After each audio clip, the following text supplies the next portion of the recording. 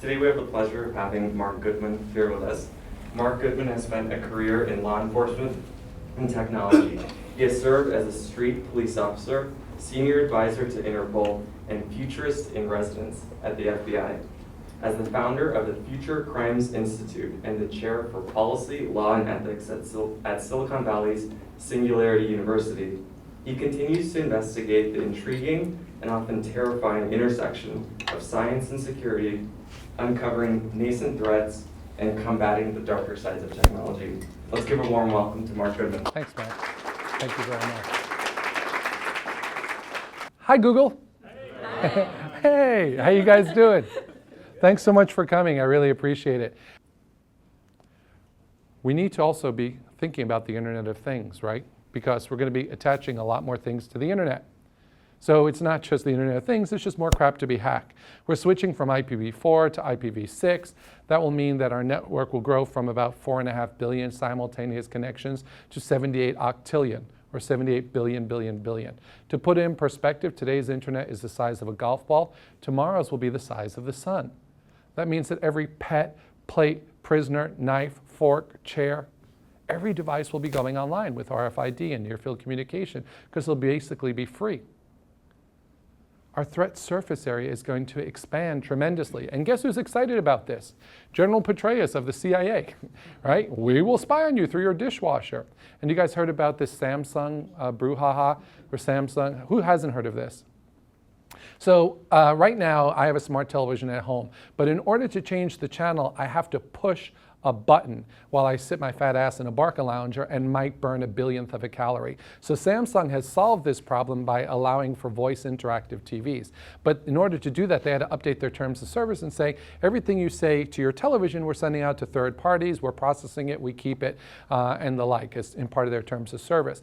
And then they said, Samsung did, by the way, if there's something sensitive you want to discuss in your own home, don't say it in front of the television because we're listening, which didn't make people very happy. So there's a big brouhaha about this.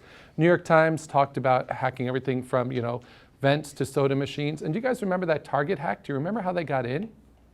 Through the air conditioning. Yeah, the HVAC system.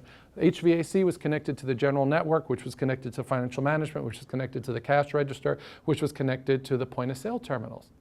When you have 78 octillion connections, the system complexities are so great, you have no idea what's connected to what. And bad guys are good at finding this out.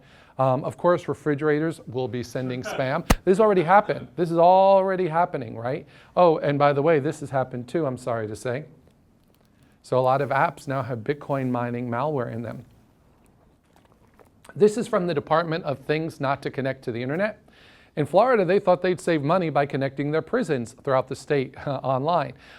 Turns out somebody hacked them and they unlocked all the doors at a maximum security prison in Miami, leading to a riot. Of course, cars are nothing more than computers on wheels, right? 200 chips.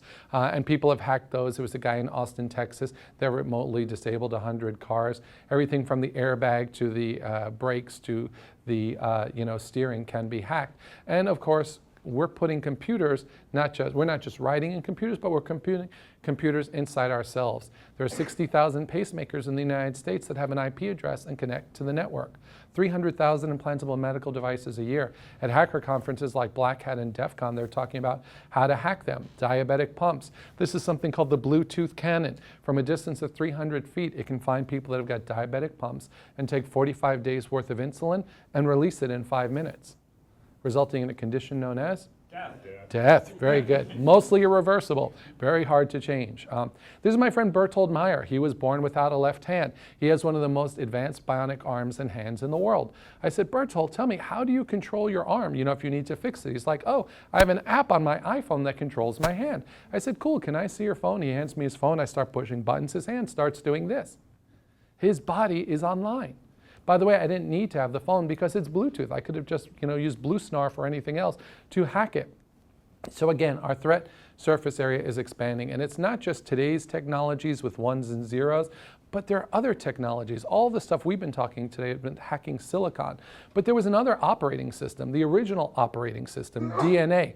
We only coded in ones and zeros because we didn't understand DNA. Now we do. We can write software code in DNA. There are biohackers. And you can take somebody else's DNA that you recover from a left tissue or a comb or a drinking glass and replicate it. And you can take that DNA and leave it at a crime scene. And according to a study, the cops can't tell the difference. So if you really, really hate the guy in the cubicle next to you, this is a fun trick to play on them. Plant their DNA at the scene of a crime. And of course, we'll have new bioweapons that will be permitted through synthetic biology. Aum Shinrikyo, you guys remember them, subway attack in Tokyo. These guys had a bio program. They had $10 million that they spent from 85 to 95 trying to launch a bio attack. The biology wasn't there, so they went with a chemical attack. Today it is. And so we're going to have all these new issues to deal with, ranging from cloning to discrimination to new forms of identity theft. If you find any of this biohacking stuff interesting, I did an article for Wired magazine. That's my ugly mug on the cover. So every crime that we have today with silicon ones and zeros, we will have in the future with bio. What's the bottom line? With all of this computing, going to internet, golf ball to sun, we're increasingly connected. We're dependent upon these systems, and we're vulnerable. Computers run all our critical infrastructures from electricity to healthcare to 911 system, and they're all hackable. There's never been built a computer system that couldn't be hacked, and we keep on rushing, connecting more and more stuff to the net. But more connections equals more vulnerabilities. So what do? I'm not saying technology is bad, right? I'm in Silicon Valley. I love tech. Tech is awesome. Fire was the first technology. It could keep you warm at night, it could cook food in your cave, or you could use it to burn down the village next to yours. It's just how we're using it. But make no mistake, there is a war afoot between people that want to use tech for good and people that want to use tech for evil. And in exponential times, the ability of one person to reach out to 100 million or 1 billion people is a growing problem that we haven't solved how to handle yet.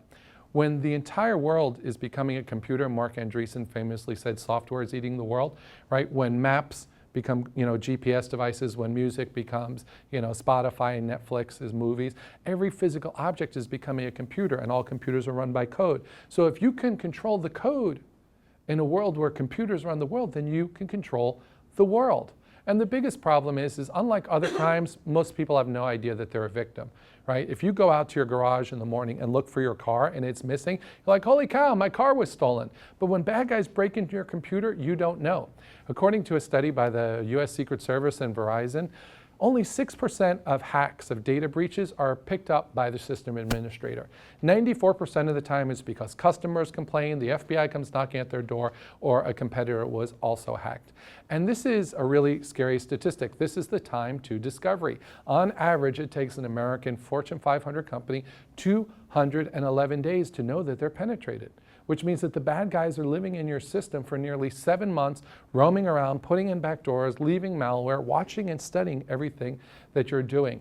And in the same study, they said that 75% of American corporations' networks could be penetrated in just 15 minutes. So breaking into the information technologies of today is a lot like a hot knife going through butter. It's super easy. And yet all of these computers are the foundations of our modern world. So when they fail, when they're hacked, when that cyber crisis occurs, what is our backup plan? We don't have one. In effect, our modern society is kind of built on a digital house of cards that can come falling down unless we start to care for it.